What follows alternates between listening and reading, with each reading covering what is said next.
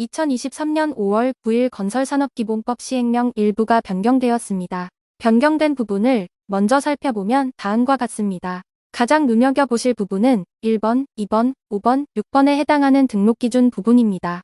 C&컴퍼니 업무팀에서 실무 위주로 해석한 내용입니다. 건설업 양도양수 혹은 신규 공사업 등록 시 검색창에 C&컴퍼니를 검색하여 들어오시거나 02783-8722로 전화하시면 빠른 안내를 받으실 수 있습니다. 첫 번째 사무실 기준 변경부터 살펴볼까요? 시행령 제13조 제1항 제2호는 사무실 기준 요건을 정의하고 있습니다. 개정 전에는 건축법 등 관계 법령에 적합하고 건설업을 등록하려는 시도 안에 위치한 사무실을 갖출 것이라고 되어 있었는데요. 건축법 등 관계 법령에 적합하고라는 문장이 너무 포괄적이다 보니 제약 사항이 많았습니다.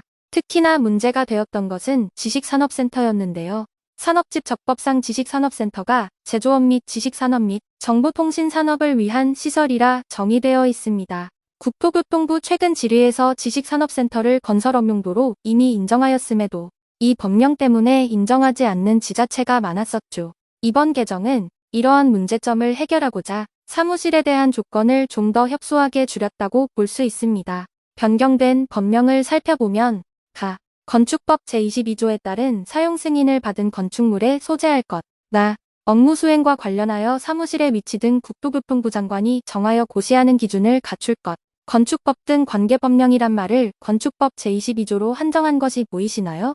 사무실에 관련된 모든 법령에 이상 없어야 하는 조항이 사용 승인 여부만을 따지는 조항으로 변경되었어요. 이로 인해 터무니없이 사무실 요건 미달이 발생하지 않았으면 하네요. 두 번째 등록 기준 특례 변경을 살펴볼게요. 우선 인정받을 수 있다를 본다로 변경했습니다. 개정 전에 인정받을 수 있다라는 말은 마치 심사자의 재량인 것처럼 해석될 수 있는 여지가 있었습니다. 이러한 표현을 본다라고 명확히 한 것은 재량권이 아니라 표준이라고 못 박아준 것입니다. 다음은 1회가 한 개 업종으로 변경된 점입니다.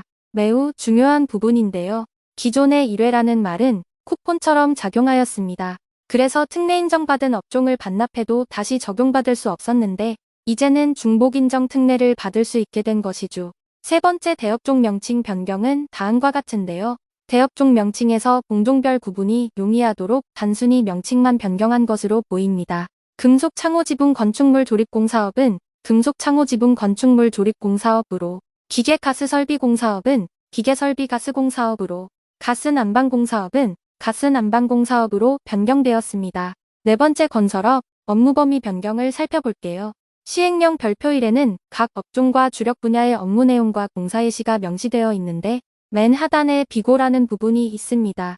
비고, 1호의 기계 또는 기구의 공급 업무에 괄호를 더해 시공에 필요한 기계 또는 기구를 단순히 공급하는 것을 말한다를 추가했습니다. 기존에는 그 뒤에 문장에도 불구하고 앞문장 때문에 문제가 있을 수 있었습니다. 창문을 제작하여 설치해주는 공사를 살펴보았을 때 공사 금액은 인정해도 창문이라는 상품에 대해서는 다른 사업이라 판단할 수도 있던 것이죠. 괄호에 추가된 문장은 이러한 불필요한 모호성을 줄여주는 부분의 개정이라 할 수 있습니다. 상품의 판매와 시공을 같이 할 때 모두 해당 업종의 업무 내용이라고 보시면 됩니다. 다섯 번째 기술 자격 기준 변경을 살펴볼게요. 두 업종의 기술 능력 기준이 일부 변경되었고 상시 근무 기준이 완화되었습니다. 토목 건축 공사업은 모호했던 기준을 명확히 하는 변경입니다.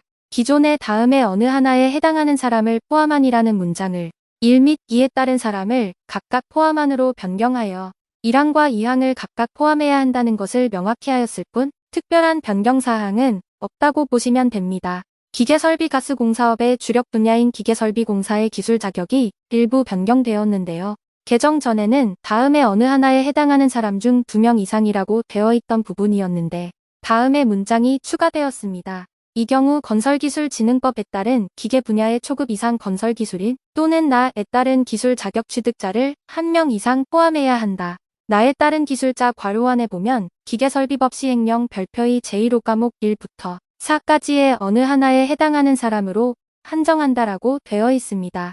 쉽게 말해 기존의 기능사 2명으로 충족 가능한 기준이 이제는 기계 분야 초급 혹은 다음 표에 해당하는 기술 자격자 1명을 무조건 포함해야 하는 것으로 변경된 것입니다.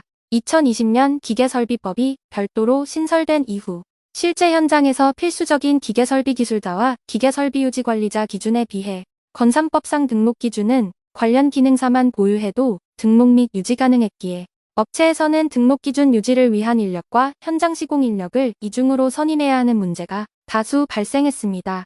이번 개정은 업종의 특수성을 고려해서 양쪽 법의 괴리를 줄이고자 기계설비공사업 등록 기준을 강화한 것으로 보입니다. 다음은 기술인 상시근무 기준의 완화입니다. 별표의 하단에 비고 제1호 과목 중 상시근무라는 단어에 괄호를 달아 다음의 문장이 추가되었습니다. 다른 사업을 영위하는 경우에는 상시근무에 지장이 없는 경우로 한정한다. 지금까지는 지자체나 협회 심사 과정에서 상시근무라는 단어를 지나치게 확대 해석해서 다른 법인의 명예직 무보수 임원으로 등재가 되거나 비상근 임원임에도 기술인 자격에서 박탈시켜왔습니다. 건설업 등록 기준에 해당하는 기술인이라는 이유로 개인의 직업 선택의 자유를 제한하는 것은 실정법이 상위법인 헌법 가치를 침해하는 것이라는 논란이 많았습니다. 이번 개정은 위와 같이 기술인이 다른 사업을 영위해도 상시근무에 위배되지 않는 것이라고 개정되었는데요. 법의 문구는 개선되었지만 이에 대한 명확한 예시나 판례는 아직 없기에 지자체에서 이번 개정안을 어떻게 해석하고 증빙을 요구할지는 좀 더 지켜봐야 할 것 같습니다. 6번째 장비 기준 강화를 살펴볼게요. 다른 변경 기준들의 시행일은 대부분 2023년 5월 9일인데 반해 이 부분의 시행은 2024년 5월 10일입니다. 기존 업체들에게도 적용되는 만큼 유예기간을 준 것으로 보입니다.